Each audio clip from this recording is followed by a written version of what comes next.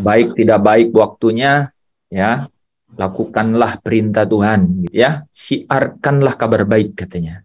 Apa kabar baik dari saudara malam hari ini? Hari ini bisa dipikul, bisa ditanggung, ya, bisa dilewati, saudara ya.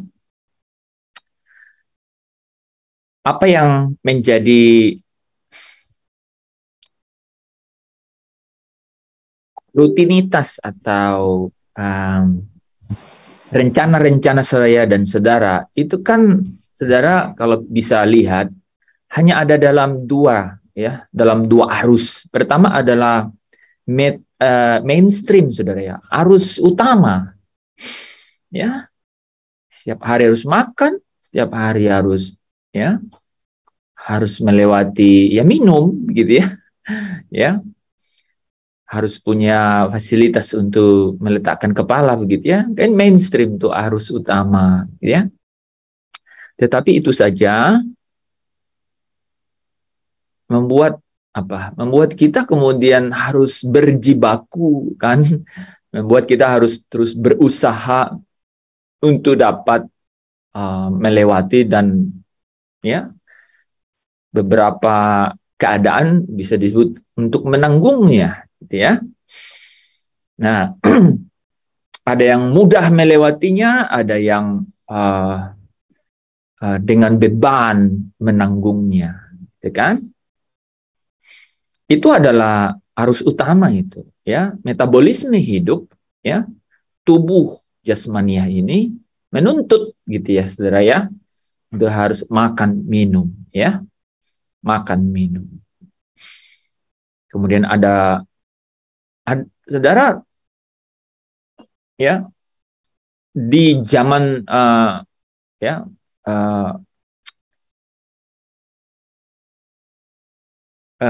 apa itu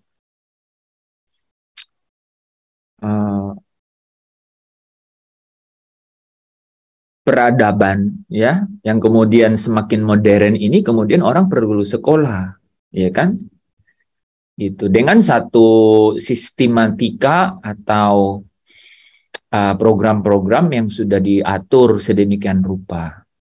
Itu juga menjadi apa, harus bisa dilewati, ya, harus bisa dilewati, sekalipun mungkin ada uang sekolah yang gratis di negeri gitu ya, kan tetap harus ada biaya untuk kemudian ke sekolah, harus bisa dilewati.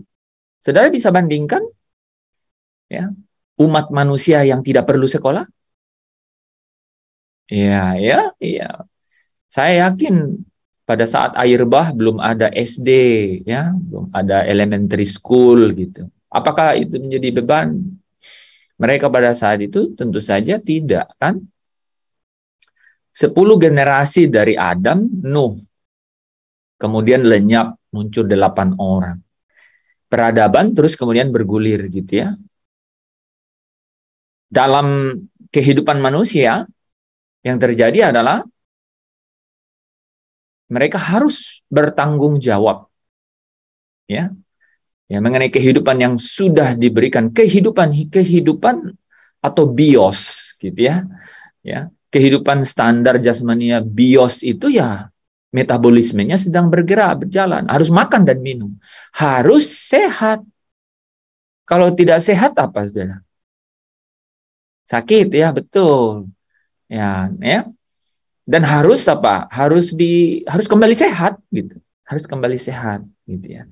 Pada saat orang belum punya obat, ya dicari cara untuk kemudian kembali sehat, ya. Belum tentu sih diobati, ya. Ada orang yang kemudian tidur saja gitu ya, menunggu waktu virusnya itu punya siklus bisa dilewati. Kan bisa begitu. Nah, peradaban membuat sesuatu apa? Respon terhadap itu jadi berbeda gitu. Wih, ada orang yang flu 1 jam kemudian dia harus ke dokter spesialis untuk menerima perawatan tertentu, kan? Ada orang yang harus makan antibiotik begitu. Ya, itu kan respon terhadap peradaban. Kalau Bapak Nuh, saudara pikir begitu ya? Dan mungkin juga, ya, mungkin juga itu belum ada virus flu begitu ya, misalnya, atau virus atau bakteri yang lain, bisa saja belum. Nah, saudara, yang saya mau sampaikan adalah, ya, ada keadaan-keadaan yang memang secara mainstream, ya, artinya putaran utama, ya, hal-hal yang pokok itu memang harus terjadi dan harus dilewati. Saudara bisa bayangkan di dalam doa Bapa kami kan, kemudian apa? Berikanlah kami makanan kami secukupnya, gitu. Ya, saudara dapati di situ baju celana, ya, secukupnya tidak ada, ya, atau apa? Tempat untuk meletakkan kepala, ya, yang tidak terhujani, gitu misalnya. Ada? Tidak ada, saudara. Ya.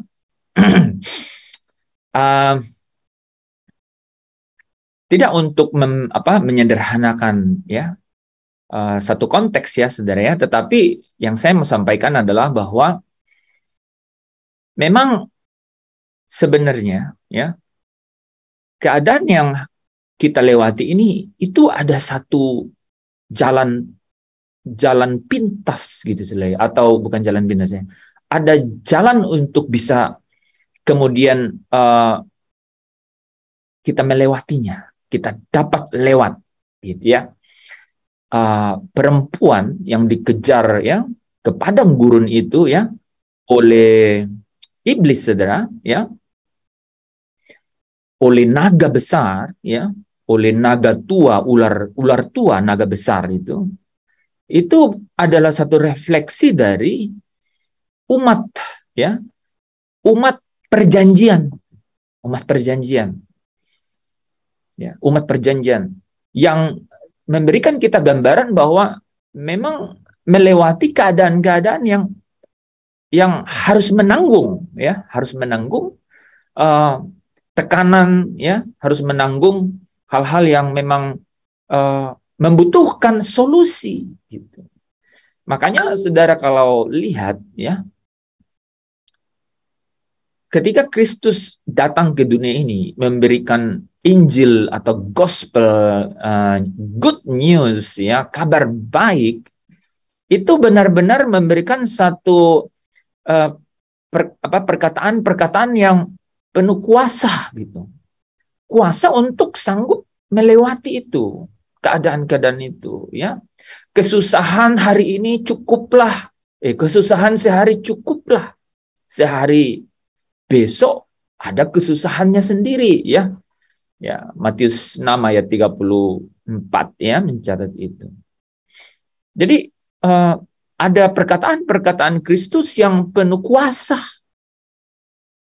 Kuasa untuk apa? Not about, bukan mengenai supaya kita eksis, gitu, ya, saudara, ya, atau mendapat upah di tengah-tengah dunia ini, tetapi supaya apa? Supaya saya dan saudara bisa melewatinya, dan di dalam, ya, di dalam proses itu saudara menyaksikan, gitu. Saudara menyadari kehadiran Tuhan dan, ya, menghayati akan hadiratnya, gitu. Kalau bisa, saudara, ya, saudara menikmati hadiratnya itu. Nah, Bapak Ibu saudara yang dikasihi Tuhan, ya, materi mengenai roh yang menghidupkan, ya, satu seri yang bisa saja tidak terbatas, ya. Saya tiap kali ingin menyiapkan materi, selalu saja saya mulai dengan sesuatu yang berbeda, saudara. Itu membuktikan bahwa ini hidup, gitu, ya. Bapak Ibu, kita melewati mainstream, metabolisme tubuh, dan kemudian apa? Imajinasi yang kaitannya dengan apa? Respon terhadap peradaban, gitu. Orang yang peradabannya zaman batu tidak pikir mengenai kuliah S2, S3, gitu. Ya. Saudara dan saya di zaman post milenium ini, wah, bukan cuman kuliah S2, S1, S2, S3, saudara. Saudara sedang mempunyai imajinasi untuk menjadi apa? Untuk bisa memiliki cara yang lain di dalam apa? Di dalam mendapatkan knowledge atau pengetahuan, untuk mendapatkan skill atau keterampilan, cara yang berbeda, ya. Saudara pikir nggak perlu secara fisik nampak di di ruang kelas gitu ya, di ruang kuliah kan gitu. Berbeda respon terhadap peradaban itu, post milenium ini sangat berbeda ya. Sangat mempengaruhi lifestyle. Nah, lifestyle itu juga challenging kan. Lifestyle itu adalah menimbulkan keadaan-keadaan di mana dapatkah kita lewati semua imajinasi, apalagi kalau saya kasih kata obsesi, saudara. Wah, itu bisa membuat sesuatu yang jauh lebih besar atau jauh lebih complicated, kompleks, rumit untuk dilewati. Ya kan?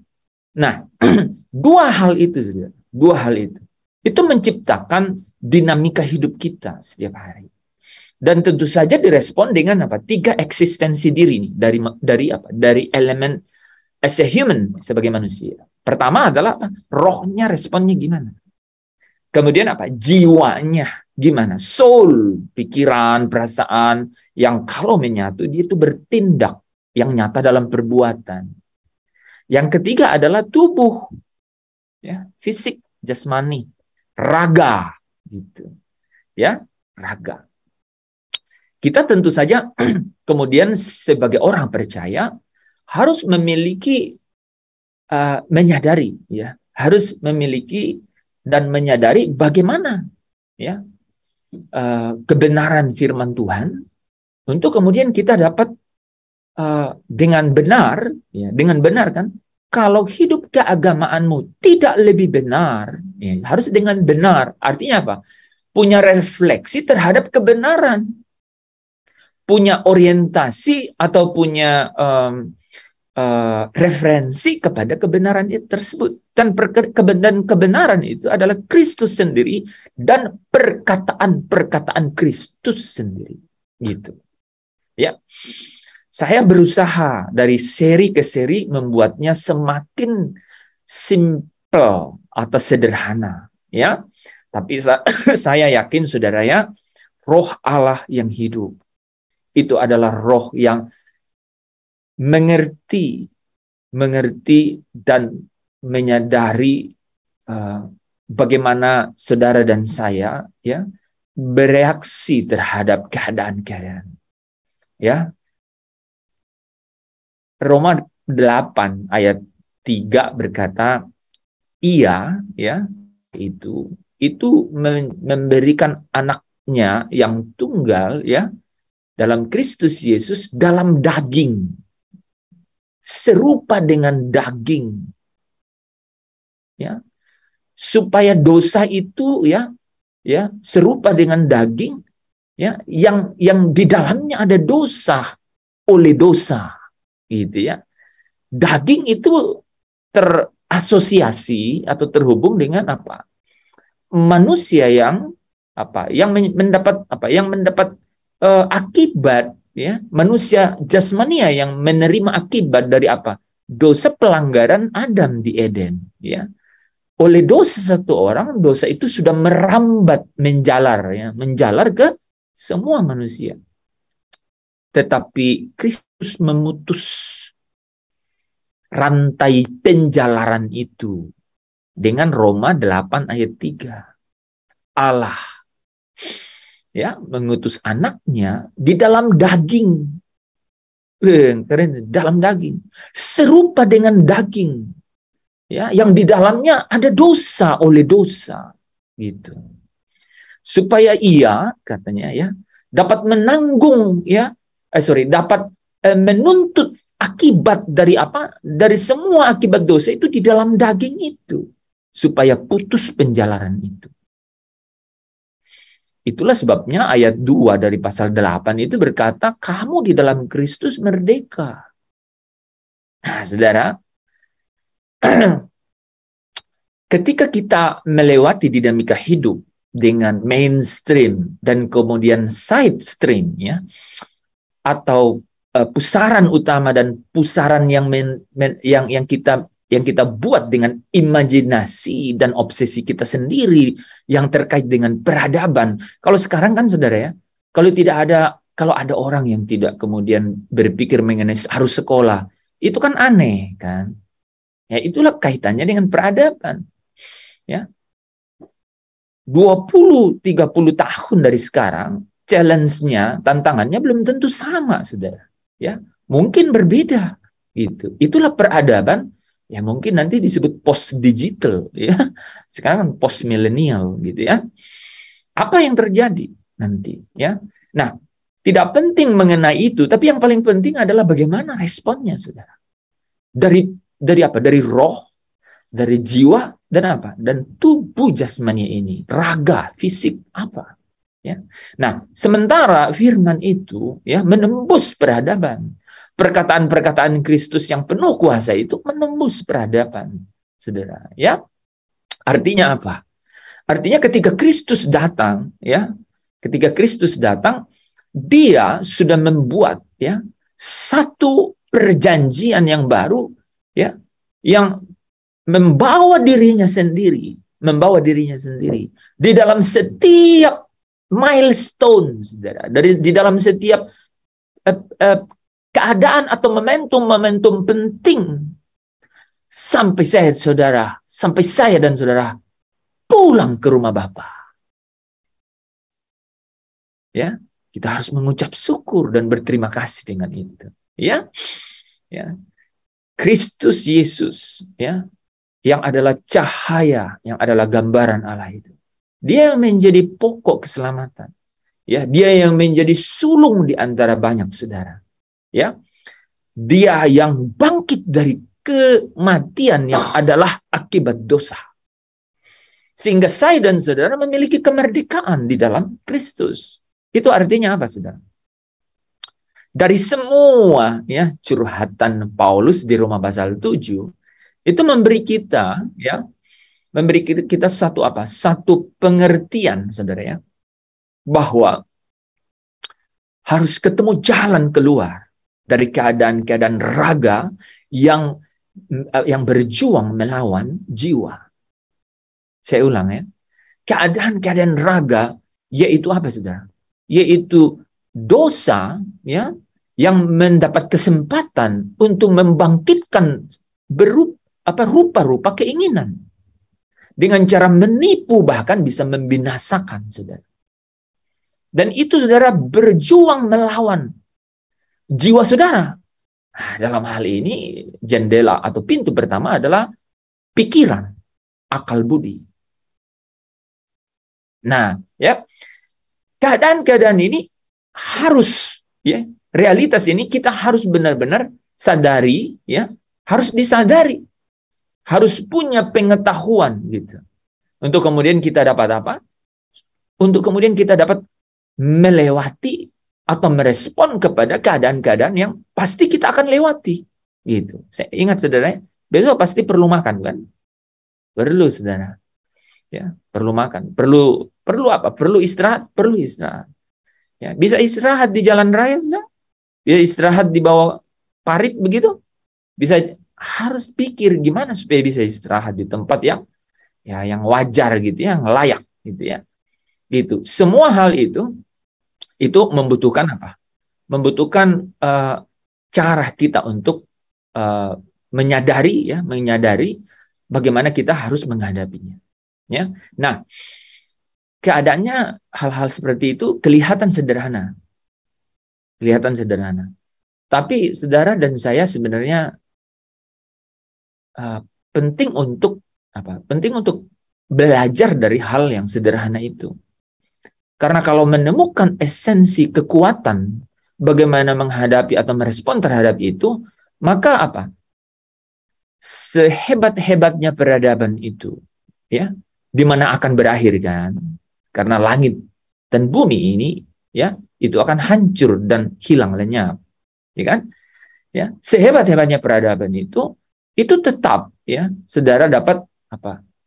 Mengendalikan dan melewatinya sampai saya dan saudara pulang ke rumah Bapa. Nah, Roma pasal 7 itu memberikan kita insight ya, pencerahan, satu realitas bahwa di dalam perjalanan saya dan saudara sebagai orang percaya ada keadaan di mana harus di overcome, saudara harus dapat mengatasinya. Gitu. Dia menyerang akal budi. Ingat ya. Jadi dosa yang diprovokasi oleh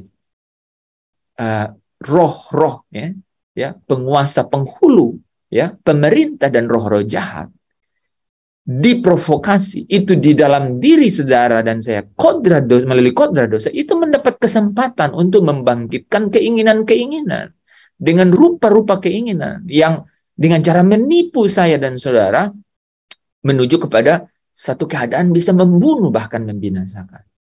Nah, keadaan ini saudara harus juga disadari, ya, dengan kebenaran bahwa Kristus telah memerdekakan kamu. Artinya belenggu. Nah, ya. Artinya belenggu yang membuat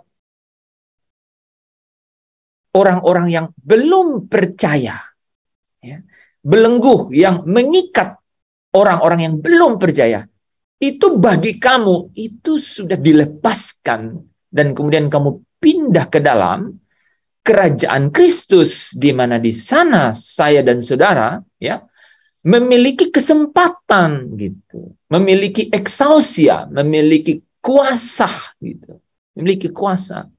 Satu keadaan di mana saya dan saudara, ya, dapat kemudian meraih yang namanya kemenangan di dalam apa? Di dalam keadaan merdeka itu. Gitu ya.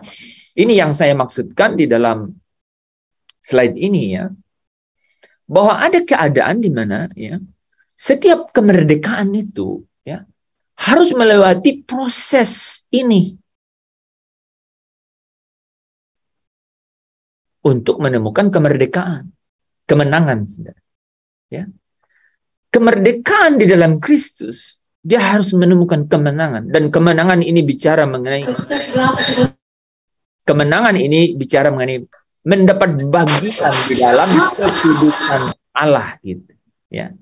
Kemenangan ini bicara mengenai mendapat bagian dalam kekudusan Allah. Inilah kemenangan orang percaya. Kalau saudara mau lihat, ya, kita bisa refleksi balik juga, ya, kemenangan-kemenangan ini yang disebutkan di Wahyu pasal 2 dan pasal 3, saudara, ya. Nanti saudara baca, ya, setelah session ini. Wahyu pasal 2, pasal 3 bicara mengenai kemenangan orang yang percaya. Yaitu mereka yang sudah dimerdekakan oleh Kristus dan masuk ke dalam perjalanan iman, pertandingan iman. Masuk ke dalam apa, saudara? Hukum roh kehidupan. Untuk supaya, ya, kata Paulus, ada hukum lain yang bekerja, berjuang melawan akal budi.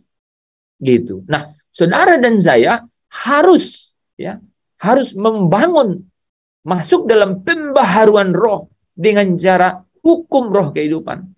Dengan keadaan-keadaan ini, saudara. Ya, di mana kita harus rela, ya, rela untuk diproses oleh Roh Kudus itu sendiri. Nah, Bapak Ibu Saudara yang dikasihi Tuhan, ya, kita akan bahas mengenai bagian-bagian ini, gitu ya, bagian-bagian ini secara detail, ya, secara detail. Roh manusia menjadi seirama dengan Roh Kudus sehingga apa? Bisa mengendalikan jiwanya, dan kemudian jiwanya itu kemudian dapat mengendalikan raganya. Nah, sebelum masuk ke situ, saya mau kasih saudara satu ilustrasi yang sangat menarik. Bapak Ibu, ya, kalau saya dan saudara itu khawatir, coba siapa yang pernah khawatir di sini? Khawatir. Oke, ya, banyak, ya. Ya, kita semua pernah khawatir. Nah, saudara tahu nggak? Khawatir itu tuh ada di jiwa. Oke, tadi ini nama jadi Sarlin Raja. Amanda tadi khawatir. Apa Amanda khawatirnya apa contohnya?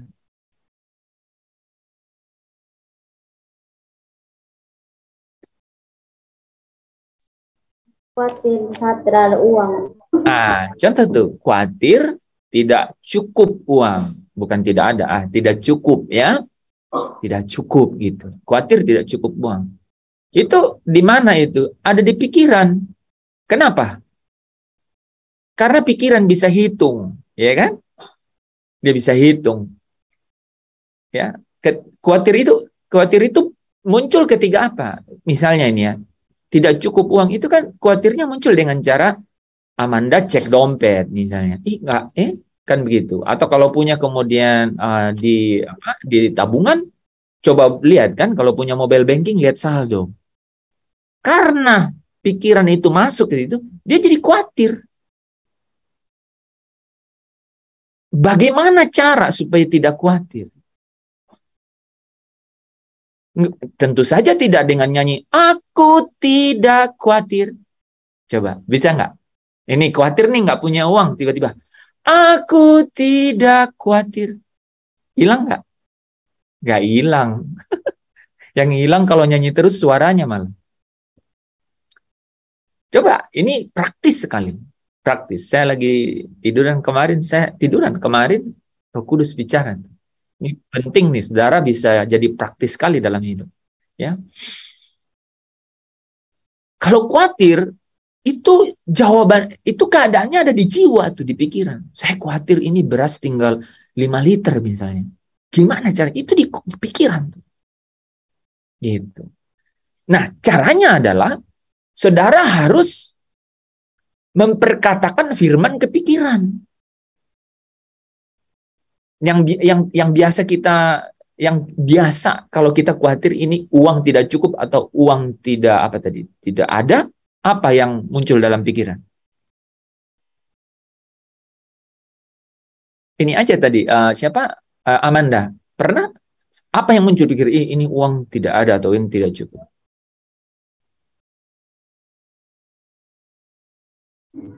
Pikiran. Ya apa yang ada dalam pikirannya?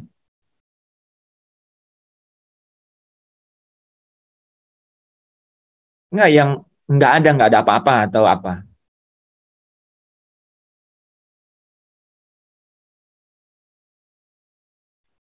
Nggak ada ya, sampai garuk-garuk kepala nggak ada kali. Biasanya ada kan? Biasanya ada langsung itu biasanya pinjam ke onsi, misal gitu kan? Nah, atau telepon mama, telepon orang tua, telepon kakak, pinjam dulu 50, 100 gitu. Kan? Gitu. Bulan depan saya kembaliin, itu urusan bulan depan. Kalau bulan depan tidak ada, bilang lagi bulan depan. Ya. Nah, tahu nggak? Itu cara pikiran tuh. Saudara tahu nggak? Kalau onsi langsung kasih, saudara langsung hilang nggak khawatirnya? Hilang. Mujarab.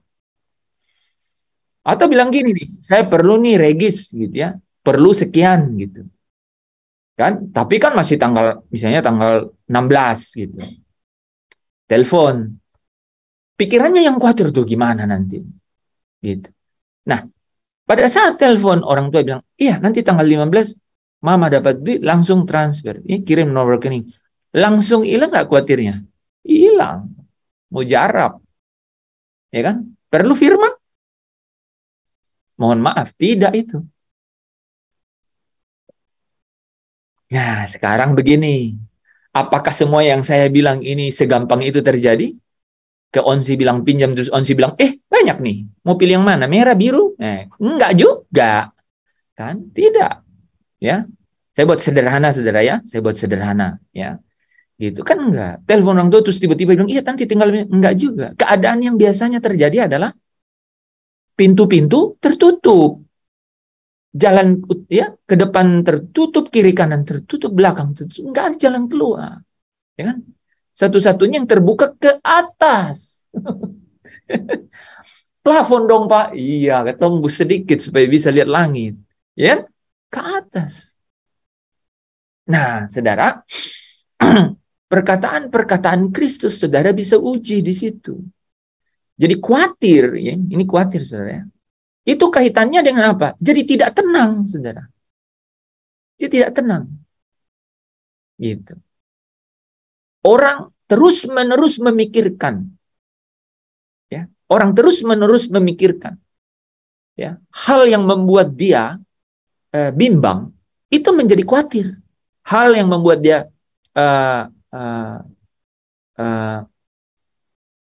tidak yakin, itu dia menjadi khawatir itu. Dia menjadi khawatir. Dan kekhawatirannya itu harus caranya apa? Ya harus baca firman. Dia baca, kan? Dia baca bahwa misalnya saudara baca perkataan-perkataan Kristus mengenai apa? Burung di udara. Kalau dalam kitab Injil ada yang bilang burung gagah, yang tidak menabur dan tidak menuai dan tidak mengumpulkan di dalam lumbung, dipelihara Bapa di surga. Ya, sampai dia bilang apa? Bunga pakung yang di padang, ya, yang apa? Sekalipun Salomo dalam keindahannya demikian, tetapi tidak seindah Salomo, gitu kan? Bahkan dia bilang apa? Rumput katanya. Rumput yang hari ini tumbuh, besok buang ke dalam api, tapi itu dipelihara oleh Bapa di surga. Hai kamu orang yang kurang percaya, tidak percaya kan? Gitu. Nah, jadi kekhawatiran itu, saudara ya, kekhawatiran itu membawa kepada ketidaktenangan pikiran, saudara, pikirannya gitu. Makanya ada orang yang nggak bisa tidur tuh. Kenapa? Mikirin, khawatir gitu. Kenapa khawatir? Karena dia pikirin terus. Kenapa saudara dan saya tidak balik begini? Coba pikirkan terus janji Tuhan, ya, kepada saya, saudara. Ya. Itu akan membawa kita, ya, kepada apa? Kepada satu keadaan di mana pikiran, ya, baru pikiran nih. Pikiran kita itu apa, saudara? Itu akan mengalami ketenangan. Nah, di sanalah dimensi iman itu bekerja, gitu. Imannya punya dasar kan? Imannya punya dasar bahwa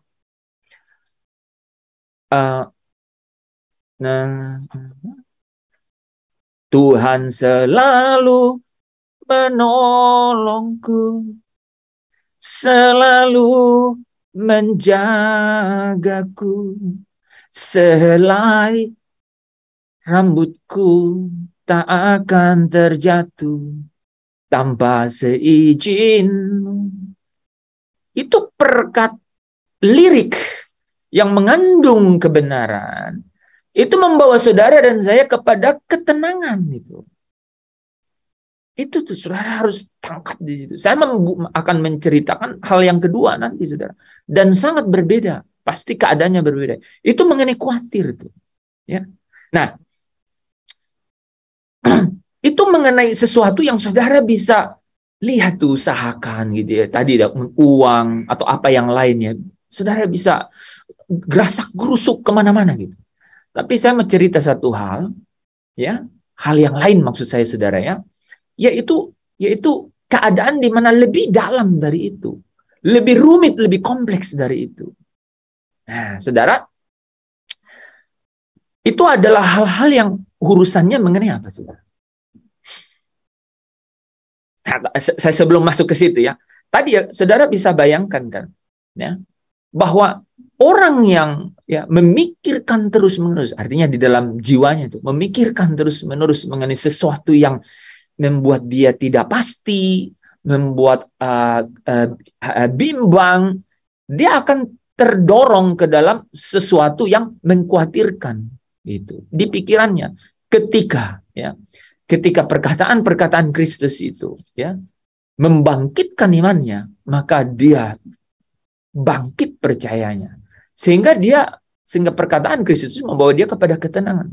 Sekalipun belum dia lihat. Nah, makanya iman begitu kan. Bukti dari apa yang tidak kita lihat gitu.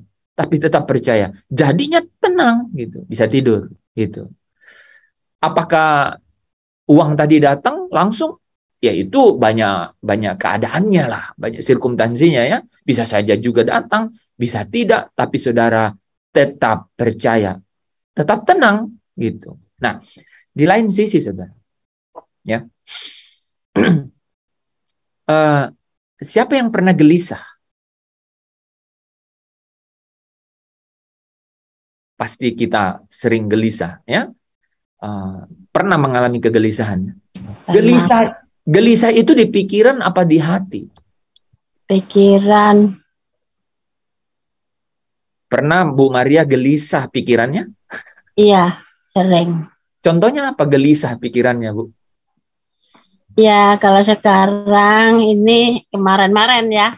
Saya cerita kemarin-kemarin kan saya meskipun udah tua gini, saya masih bisa cari kemarin-kemarin tuh saya dagang apa, pokoknya punya penghasilan biar sedikit gitu loh, Pak. Tapi pas saya sakit ini kan nggak bisa ngejahit, nggak bisa bikin stola dulu saya. Stola buat gereja itu aku jual sama teman-teman. Nah, udah sakit gini nggak bisa, udah jahit nggak bisa. Apa nggak bisa terus? Kalau tidak bisa terus apa sebenarnya? Kenapa? Nah, ya itu. Udah 2 tahun tuh nggak punya penghasilan, mana udah sakit Bu. Kalau nggak punya penghasilan emang kenapa Bu Maria? Ya nggak makan Pak. Loh kok kalau nggak makan kok kenapa Bu? Nggak punya uang. Kalau nggak makan terus ongkos kemana-mana transport susah. Jadi kepikiran saya gelisah. Ibu kepikiran ya? Kepikiran gelisah. Tapi saya ingat firman Tuhan. Tuhan pasti pelihara. Tuhan tidak akan membiarkan saya kelaparan. Saya bilang begitu. Jadi ibu sebenarnya kepikiran kan? Pikiran. Nah, ini menarik ya teman-teman ya. Keadaan yang tadi Bu Maria cerita itu tidak sesederhana yang Amanda cerita. Itu anak muda bisa ada yang dimintain kalau saya nih, saudara lihat ya dimensinya ya. Lihat dimensinya enggak? Nih, ini nih. Bu Maria itu karena dia nggak bisa ini sudah dalam waktu yang lama gitu ya. Minta sama siapa gitu. Tadi yang kepikiran itu saudara. Biasa cari uang. Ya, tadi yang kepikiran itu masuk lebih dalam. Waktu Maria bilang gelisah, sebenarnya udah menembus hatinya tuh, rohnya. Gitu. Gitu. Dia sebenarnya tuh dia udah pikir, dia sebenarnya udah, mungkin Bu Maria nggak cerita aja, tapi sebenarnya dia udah banyak cara dia udah mencoba dengan cara-cara yang lain gitu ya. Dengan pilihan-pilihan keluar, tapi nggak datang-datang juga. Nah, itu yang membuat masuk di dalam gitu. Akhirnya dia gelisah. Gelisah itu kaitannya dengan hati. Makanya nih ya, Yesus bilang di Yohanes 14 ayat 1, jangan gelisah pikiranmu. Salah ya? Hatimu. Saudara, coba tangkap apa yang ya, nanti saudara putar balik. Ini nih saya dapat nih kemarin tuh. Saya bilang, wah ini memang punya gradasi. Nah, jangan gelisah hatimu.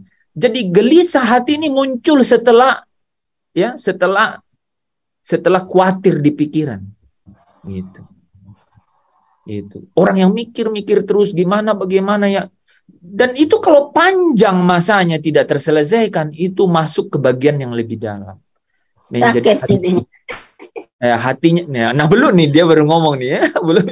Ini baru gelisah hati. Makanya ada nyanyian. Makanya ada. Ya, gimana Bu? Hati yang gembira adalah obat. Oh, hati yang gembira. Hati yang gembira adalah obat, gitu. Iya, betul. Seperti obat hati yang senang, tapi semangat yang patah, keringkan tulang.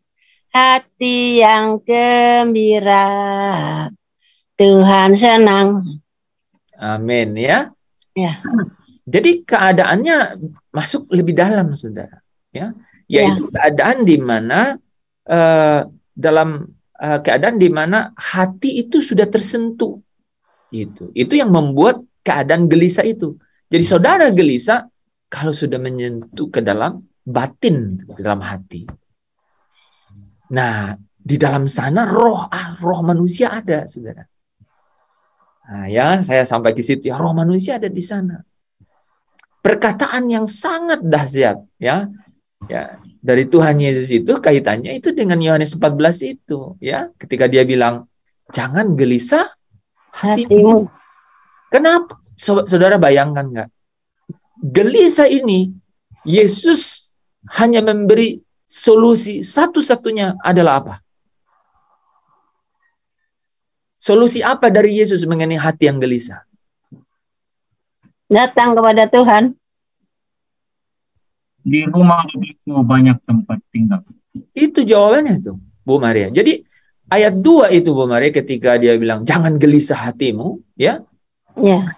Percaya. Nah, ini ada yang menarik. Ini sangat menarik menurut saya. Waktu dia bilang jangan gelisah hatimu, dia bilang percayalah kepada Allah. Allahnya nggak kelihatan. Ya.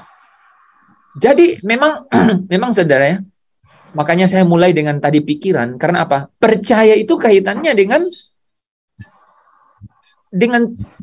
apa? Dengan kalau orang tidak percaya gitu ya, korelasinya. Ya. Nah, dia bilang jangan gelisah hatimu, percayalah kepada Allah. Artinya apa? Artinya apa, saudara? Harus berserah kepada Tuhan. Nah, ya. Tunjuk kepada Tuhan. Walaupun dia tidak kelihatan, ya, Iya. walaupun dia tidak kelihatan, tapi pikiranmu maksudnya gitu. Jangan gelisah hatimu, pikiranmu ajak berdamai dulu. Ya. Jadi saudara dan saya itu nggak mungkin hatinya itu nggak gelisah kalau nggak mungkin hatinya itu tidak gelisah kalau pikirannya itu belum tenang gitu. Ya. Penyelesaiannya juga Tuhan tuh tahu. Ya, jadi di awal di ayat 1 dia bilang percayalah kepada Allah, bicara mengenai objek iman, yaitu pikiran gitu. Tenang gini, janganlah gelisah hatimu, tenangkan pikiranmu. Ya. Waktu itu Yesus ada, jadi dia bilang begini, lihat gue dong nih di sini, gitu. Percayalah kepada Allah dan percaya juga kepadaku, gue di sini.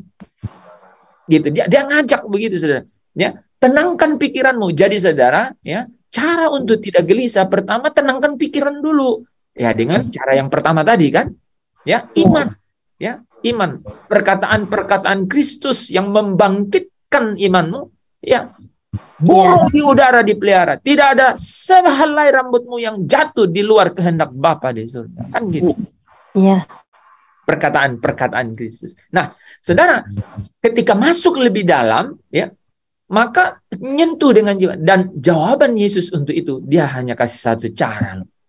Caranya itu dia bilang, dia mau bilang begini, di sini memang begini.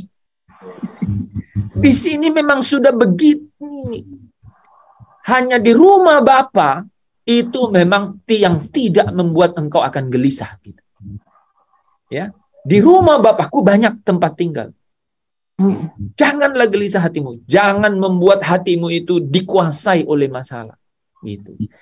Usahakan engkau bangkitkan imanmu dan tenang sampai kau bisa dapat melewatinya. Gitu. Ya. Nah, saudara, ya, gelisah itu, cara pertama untuk dapat mengendalikannya adalah pikiran. Pikiran harus tenang dengan perkataan-perkataan Kristus. Gitu. Ya, yang kedua adalah ingat, gitu. Ya, rohnya akan bekerja nih, saudara. Rohnya akan bekerja bahwa hanya roh yang dapat kemudian menerima keadaan, ya, bahwa memang di rumahku bukan di sini, rumahku ada di sana. Itulah keadaan yang bisa roh lah yang dapat menghayati, ya. Pikiran tuh menyadari gitu, ya, menyadari. Tapi rohnya bisa menghayati, ya, bahwa inilah kebenarannya, ya, di rumah Bapa tempat tinggalku, gitu. Bukan di sini. Itu penghayatan itu muncul. Saudara, itu adalah jalan tol, ya, jalan yang tanpa hambatan untuk dapat masuk ke dalam kelegaan. Di sini kau beri kelegaan. Di rumahmu Tuhan. Di sini rumah Tuhan, saudara, di mana? Baitnya ada di sini. Gitu, ya. Nah, saudara yang dikasihi Tuhan. Jadi ketika kita bicara kehadiran Tuhan, Nah, ya, kehadiran Tuhan. Kekuatan kekuasaan kerajaannya. Karena apa? Di mana Tuhan hadir, di situ kerajaannya hadir. Amin. Gitu. Jadi ketika kita berkata Allah di sini, Allah hadir di sini, itu kerajaannya hadir di sini. Kekuatan, kuasa kerajaannya hadir di situ. Nah, saudara memiliki dua elemen di dalam hidup saudara yang bisa menanggapinya. Yaitu pertama pikiran atau jiwa, yaitu pikiran dan perasaan. Dia akan bisa menyadari. Nah, ini kaitannya kan dengan bagaimana kita masuk ke dalam hadirat Tuhan. Bagaimana kita bisa menyadari atau mengerti, mengalami kehadiran Tuhan gitu. Nah, dari dua elemen itu saudara ya, yaitu di dalam jiwa. Di dalam jiwa saudara menyadari kehadiran. Ya. Pikiran kita berkata apa? Perkataan Kristus berbicara ya bahwa Allah hadir ya di segala tempat. Kan Daud berkata ya, dimanapun engkau ada, ke dunia orang mati ya, engkau ada di sana ya. Aku pergi, kalau aku terbang dengan sayap fajar ke ujung langit, di sana pun engkau ada. Aku berjalan, katanya, engkau ada di depan, engkau ada di belakangku.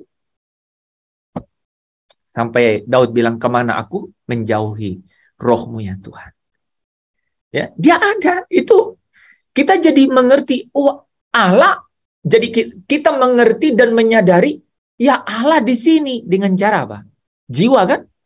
Nah, tapi saudara, lebih dalam dari itu. Nah, sebentar ya. Itu menciptakan ketenangan, saudara.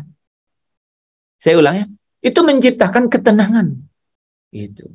Kekhawatiran itu menjadi apa? Lepas dari saudara. Karena saudara tahu Tuhan ada. Ya. Dia sekali-kali tidak akan membiarkan, sekali-kali dia tidak akan meninggalkan. Perkataan-perkataan Kristus. Makanya harus tuh baca. Jadi begini kan.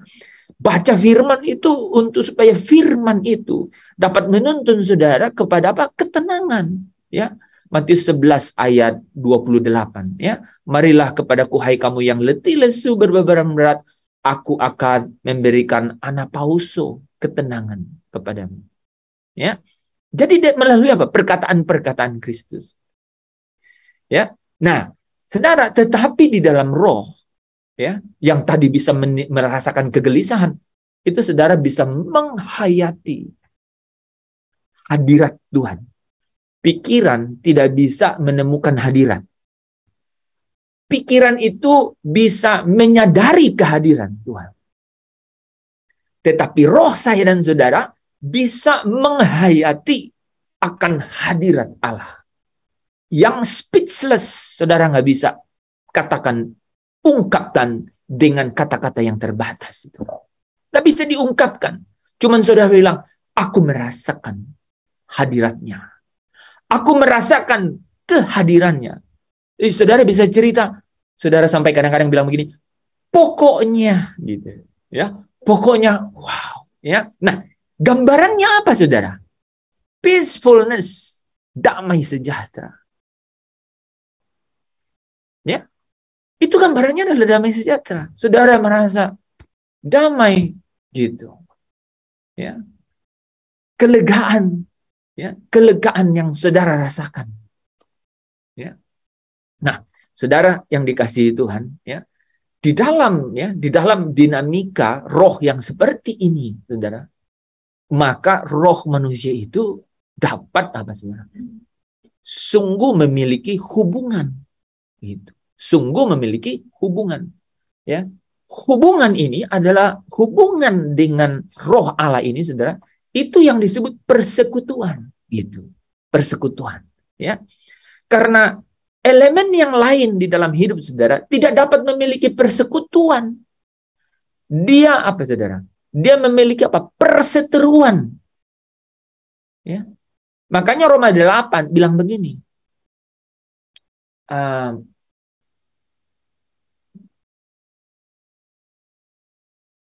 daging, keinginan daging itu tidak bisa tunduk kepada hukum Allah. Karena memang demikian adanya. Ya. Jadi keinginan daging itu adalah perseteruan dengan Allah. Dia lawan Allah itu. Dia dikatakan tidak bisa tunduk kepada Allah. Gitu. Ya, karena memang demikian. Gitu. Ya. Nah, realitas ini, saudara, ini realitas kehidupan. Kema yang fana. Sudahlah, kita kan cuma menerima nih keadaan ini, kan? Gitu. Ya, karena Adam di Eden langgar perintah, jadi dosa menjalar ke dalam daging gitu. Sekalipun Kristus yang adalah diutus Bapa dalam daging serupa dengan daging yang dimana dosa itu memiliki kuasa oleh dosa, sudah ditanggung Kristus. Itu yang disebut kemerdekaan. Artinya apa? Artinya saudara dan saya tidak terbelenggu, dapat memilih. Ya, dapat memilih. Cara memilihnya, saudara, itu yang disebut hukum roh kehidupan. Artinya rohnya nih. Nah, roh saudara, ya, yang terus dipimpin oleh Roh Kudus, ya, yang terus dengan cara apa, saudara? Digiring, kan? Digiring ini apa? Dihajar, dididik, gitu. Ya, inilah proses nepios itu, saudara. Ya, setelah dari notos, anak gampangan, jadi huios, gini. Ya, ini kemudian masuk dalam apa? Di dalam didikan, ya. Paideia ini dididik dengan cara Roh Kudus menggiring, gitu, dihajar, gitu ya. Kamu dihajar kalau kamu anak, ya, kata kitab apa ya, Ibrani, ya. Kamu dihajar kalau kamu anak, gitu. Gitu, ya, digiring masuk ke dalam keadaan begitu. Nah, saudara, gimana supaya saudara memberikan tengkuk saudara untuk dipasangin kuk atau gandar untuk dapat ikut? Gimana caranya? Caranya itu cuma satu. Kalau bisa itu saudara, ya, kalau saudara bisa bilang, Engkau gairah hidupku, satu-satunya ya Bapa, hanya Engkaulah kehidupanku. Saudara bisa bayangkan, kalau roh saya dan saudara sampai dapat berkata, Engkau gairah hidupku, itu inner out, dari dalam keluar. Sampai roh saya dan saudara dapat memiliki satu dimensi itu, you will never win. Sekalipun engkau dibilang orang merdeka, tapi engkau tidak pernah menghasilkan kemenangan-kemenangan. Engkau struggle karena ada di dalam tubuh yang fana, di mana ada dosa yang selalu punya kesempatan untuk membangkitkan rupa-rupa keinginan, menipu kamu. Paulus bilang begitu. Jadi kita nggak boleh bilang apa yang lain. Memang curhatan kita hari-hari ini, di peradaban manapun kita ada, diwakili. Roh Kudus bekerja di dalam Paulus, menyatakan itu untuk seluruh peradaban. Membuka rahasia itu. Sekaligus menyadarkan kita bahwa ada Kristus yang telah menjadi daging. Di dalam daging itu dia ada dosa. Oleh dosa yang menjalar. Dan di dalamnya Kristus memberikan kita kemerdekaan. Tidak terbelenggu. Tetapi saudara dan saya harus berjuang. Di dalam apa? Di dalam menurut roh. Saya ulang. Saudara harus berjuang di dalam apa? Menurut roh. Hidup oleh roh. Itu dengan kata peripateo itu, saudara. Peripateo. Work in. Berjalan dalam roh. Itu hidup oleh roh. Kalau dalam terjemahannya itu berjalan mondar-mandir. Ya. Ada terjemahan bahasa Inggris bilang work in cycle. Berjalan terus dalam keadaan yang sama. Artinya apa? Berulang-ulang. Ya. Berulang-ulang. Ya. Ini Pak Tadus kasih Ibrani 12 ayat 7. Jika kamu harus menanggung ganjaran, Allah memperlakukan kamu seperti anak. Di manakah terdapat anak yang tidak dihajar oleh ayahnya? Gitu. Yang ada adalah anak gampangan gitu yang tidak dihajar. Nah, saudara, ini adalah proses tengkuk saudara diberikan dengan rela, dikasih kuk atau gandar. Bilang, engkau gairah hidupku. Satu-satunya, ya Bapak. Ini mau sekolah, mau kuliah, udah pelayanan sama saja loh. Saudara kita rasa pasti sama. Ya, hanya engkaulah kehidupanku. Itu menjadi apa ya, obsesi tunggal gitu dalam hidup gitu. Ya. Nah, saudara kalau lihat bagian penggalan ya, lirik berikutnya yang katakan tak ada kebahagiaan apapun selain dirimu, hanya engkaulah bahagiaku. Luar biasa kan? Dimulai oleh satu kegerakan itu. Nah ya, itu yang membuat saya dan saudara masuk ke dalam kelegaan. Ya. Itu yang membuat saya dan saudara itu menemukan sumber air yang membawa saudara dan saya ke dalam kelegaan. Ya. Itu kebahagiaan yang benar dan sesungguhnya membahagiakan hatimu, Bapa. Saudara, ruang batin, atmosfer ya, kehidupan saudara diliputi dengan apa? Dengan keadaan seperti itu. Ya, dengan kerinduan seperti itu, dengan gairah seperti itu. Ya. Menurut roh, hidup oleh roh. Apanya Pak yang dibiasakan? Ini yang dibiasakan. Engkau gairah hidupku. Coba ya. Ya. Ini yang dibiasakan. Ya. Pergi kuli, coba saudara nggak kerja tugas, mana berani bilang engkau gairah hidupku? Ya nggak bisa. Saudara bilang engkau gairah hidup, terus nggak kerja tugas. Wah, kita tuh rasanya malu gitu. Engkau gairah hidupku, padahal barusan chat sama temannya kan, ya pak ya, bahasa yang nggak ada di kamus gitu ya. Tidak mungkin gitu ya saudara ya. Warna itu ya, itu akan menuntun saudara untuk beres-beres saudara. Ya, beres-beres ya. Berkemas-kemas saudara. Semua diberes. Dan Bapak Ibu Saudara yang dikasihi Tuhan. Matius 11 ayat 29 berkata apa? Pikulah kuk yang kupasang. Aku ini katanya apa? Lemah lembut dan rendah hati. Itulah ayah. Itulah Bapa, kan? Supaya apa katanya? Jiwamu mendapat ketenangan. Ya, jiwamu mendapat ketenangan. Tapi solusi pertama apa, Saudara? Ya. Solusi yang paling pertama apa? Ayat 28. Anapauso, kelegaan. Ya. Kelegaan itu solusi pertama. Kalau saudara belum menemukan sumber yang memberi kelegaan itu, jadi Farisi, jadi Taurat, orang-orang apa ahli-ahli Taurat, betul kan? Di sanalah dibilang apa? Perintah itu menghidupkan dosa. Tetapi kalau saudara menurut roh, akah pneuma, hidup dalam roh, work in spirit, peripateo, pneuma, berkata, engkau gairah hidup, satu-satunya Bapa, hanya engkaulah kehidupanku.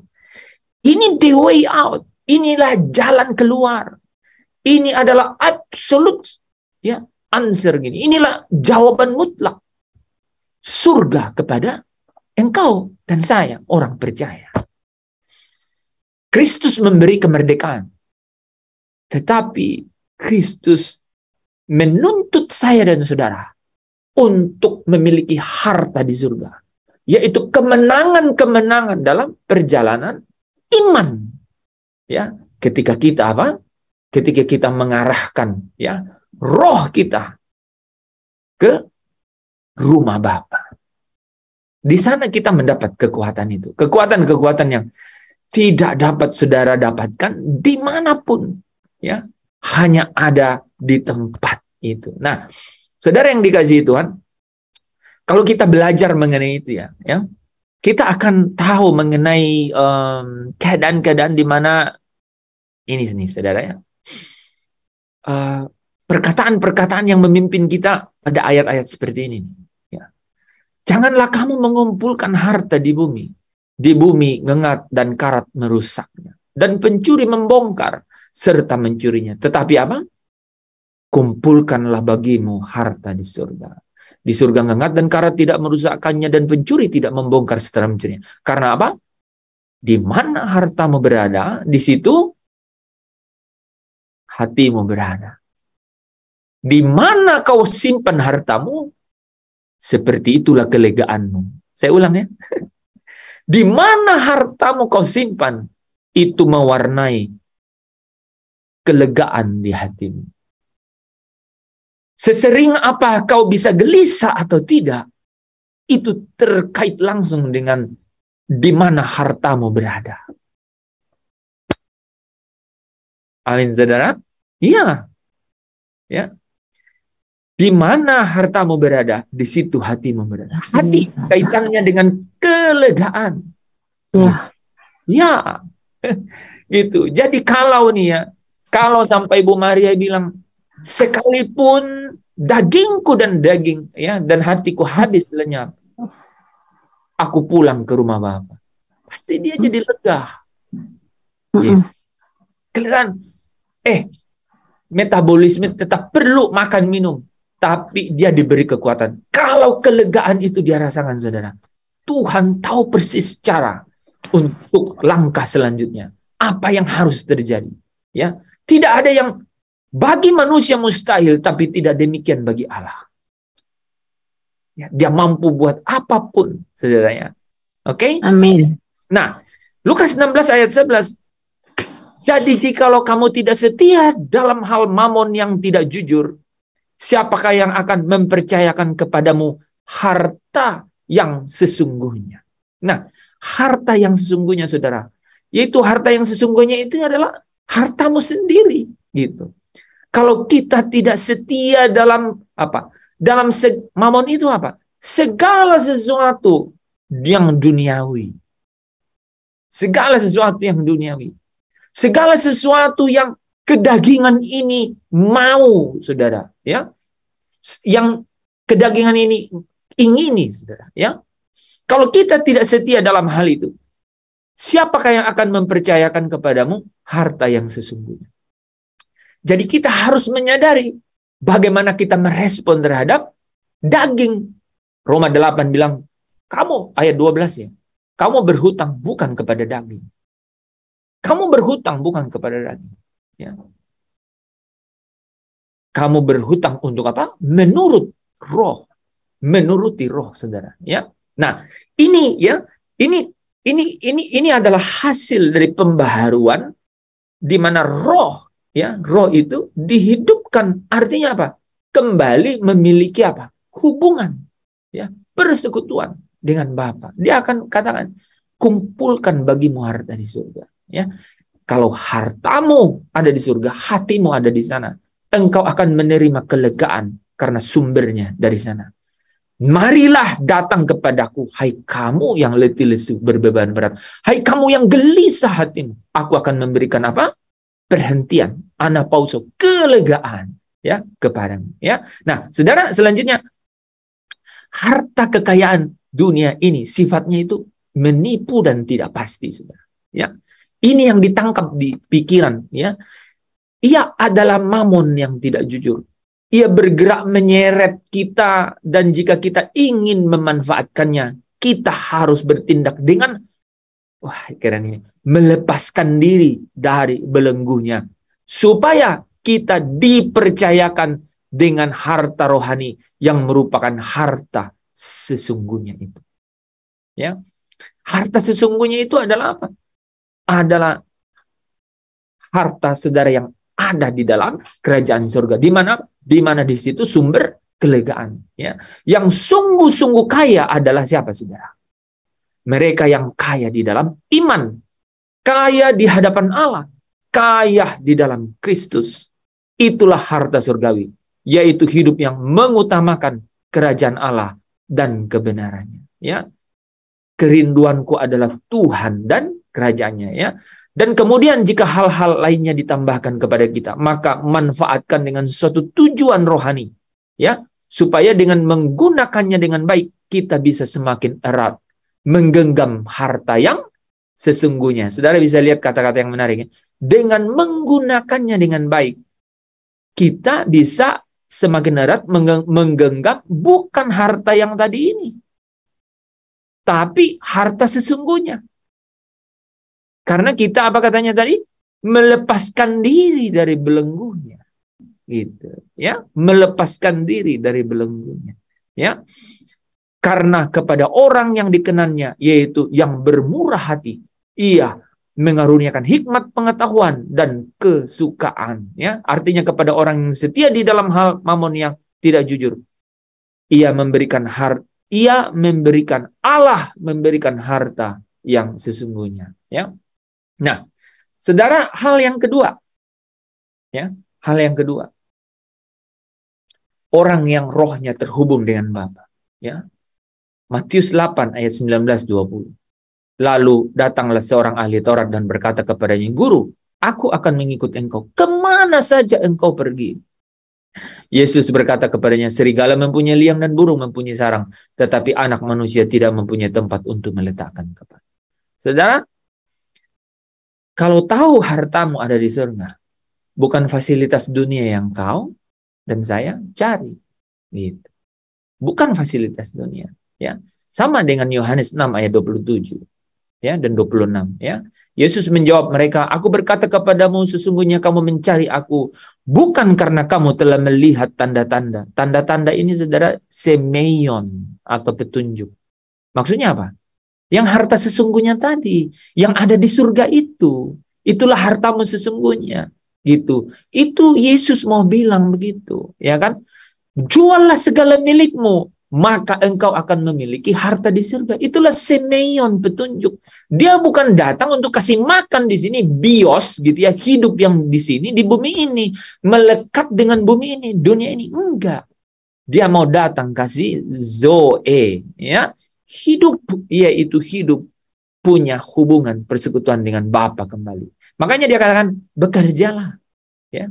Bekerjalah bukan untuk makanan yang akan binasa, ya, melainkan untuk makanan yang bertahan sampai hidup yang kekal. Ya. Nah, selain itu saudara, yang bagian terakhir ini kita punya beberapa menit terakhir. Abraham, ya, ini kekuatan orang yang rohnya sudah terhubung dengan surga, hartanya ada di sana, tidak punya tidak terbelenggu oleh apa? Fasilitas dunia. Artinya apa? Dia merindukan tanah air, kota Allah. Tetapi sekarang mereka merindukan tanah air yang lebih baik, yaitu tanah air surga. Sebab itu Allah tidak malu disebut Allah mereka, karena Allah telah mempersiapkan sebuah kota bagi mereka. Di pasal 13 ayat 14. Mungkin saudara jarang baca ayat ini, tapi baca ini baik-baik supaya saudara bisa dapat kelegaan. Sebab di sini kita tidak mempunyai tempat tinggal yang tetap. Kita mencari kota yang akan datang. Di sini kita tidak punya tempat tinggal yang tetap. Kita mencari kota yang akan datang. Bersukacitalah. Ibrani 12 ayat 22-24. Ini akhir dari cerita itu semua, saudara. This is the end. Saudara kalau tahu ya, kalau tidak salah, oke ya. Nah, ya, saya mulai dari sini. Kalau tidak salah dan saya tadi, saudara, akhir satu cerita nanti, saudara. Ini Wahyu 14 ayat 1. Ya, judulnya anak domba dan pengikutnya yang ditebusnya. Ya, anak domba Kristus itu sendiri yang sudah memberi saudara kemerdekaan. Ya. Dan aku melihat, Yohanes melihat, sesungguhnya apa saudara? Anak domba berdiri di Bukit Sion. Anak domba berdiri di Bukit Sion. Dan bersama dengan dia, apa saudara? 144.000 orang. Ini merupakan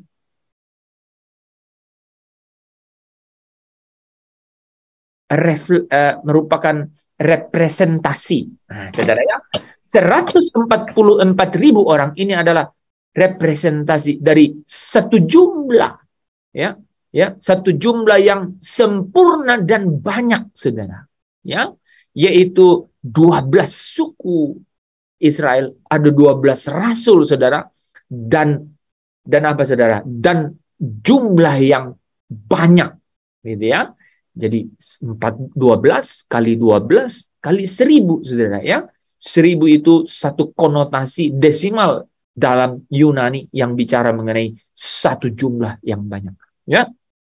Makanya di pasal 14 ayat 7 dan ayat 9 kalau tidak salah itu bicara bahwa ya Yohanes melihat satu jumlah yang sangat besar, katanya, ya. Nah, saudara, mereka apa, saudara, yang paling menarik? Di dahi mereka tertulis nama anak domba dan nama bapaknya. Ini bicara mengenai apa, saudara?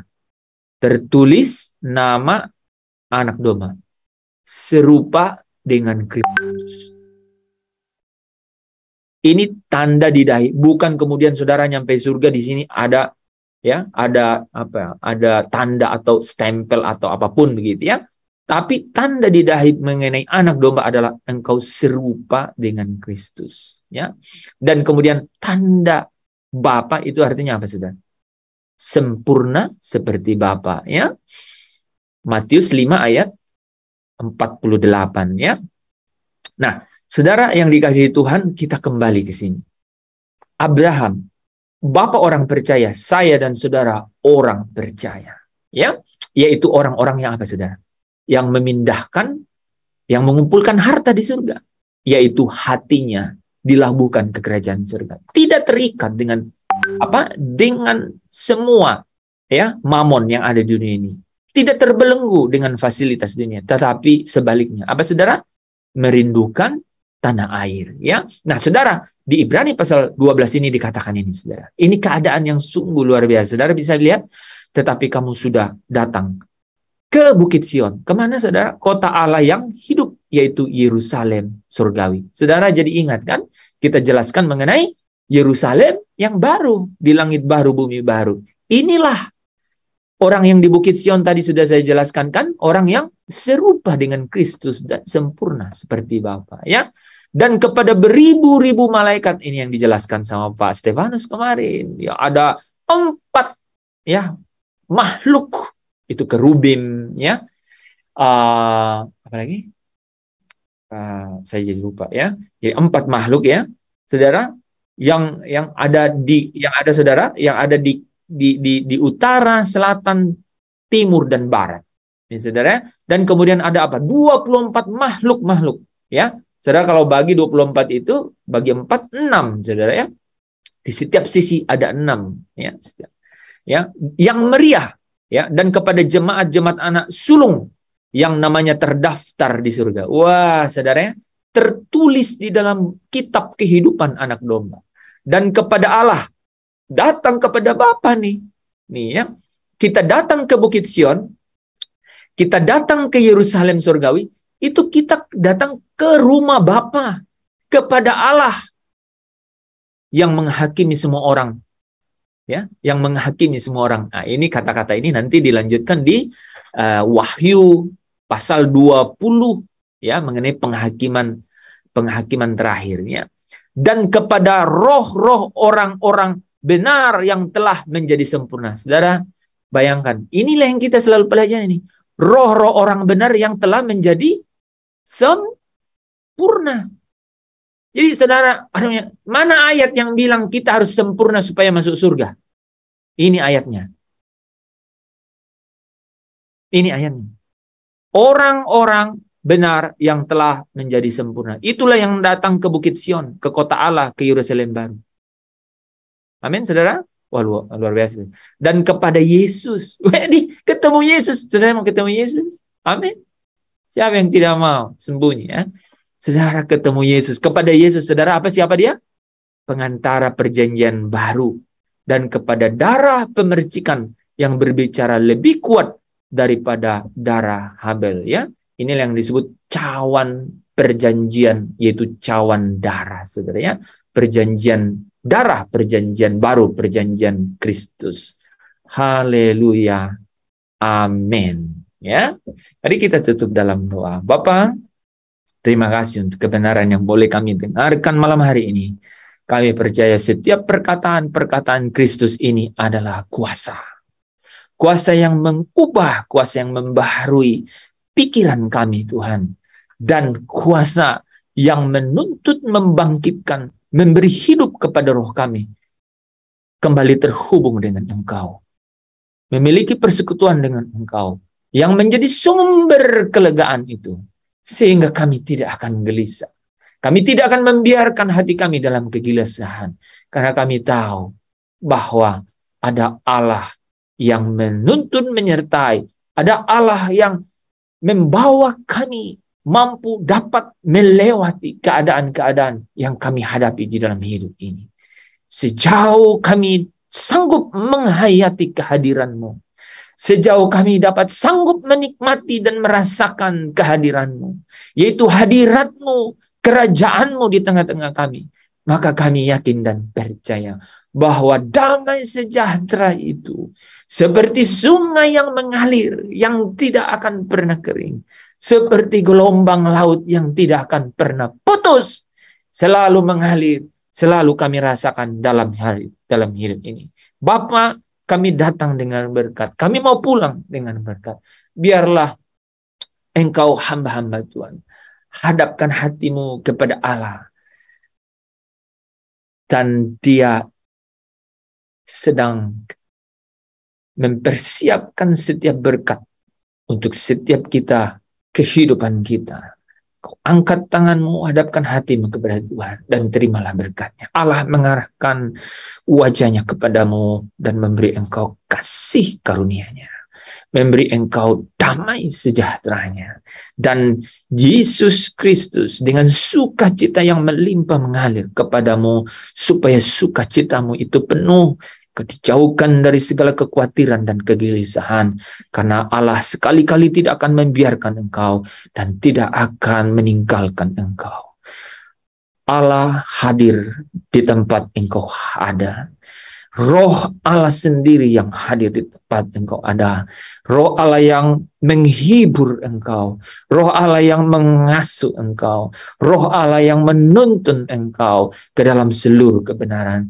Sehingga sukacita surga itu engkau alami di dalam kelegaan hatimu. Hari ini engkau yang sakit dipulihkan, disembuhkan. Engkau dikembalikan sel-selmu yang rusak usang. Tercipta in the name of Christ. Di dalam nama Yesus engkau menerima kembali setiap unsur-unsur metabolisme tubuhmu kembali mendapatkan kelancaran, dipulihkan, disembuhkan dalam nama Yesus. Melalui perkataan-perkataan Kristus ini kau menerima berkatnya Abraham, Yakub, Ishak juga turun kepadamu, supaya lumbung-lumbungmu dibuat Tuhan penuh melimpah, supaya apa yang dipegang tanganmu dibuat Tuhan berhasil di dalam kekudusannya. Keluar masukmu mulai hari ini sampai Maranatha, Tuhan pelihara, sampai kita berjumpa dengan Kristus Yesus di awan-awan, masuk ke dalam pesta perkawinan anak domba, hidup bersama Bapa di dalam kerajaannya sampai selama-lamanya. Kau yang percaya, kau yang diberkati, bersama dengan saya berkata, haleluya, amin. Amin. Amin. Terima kasih semuanya. Terima kasih, Terima kasih semuanya. Bye-bye. Selamat malam. Selamat malam.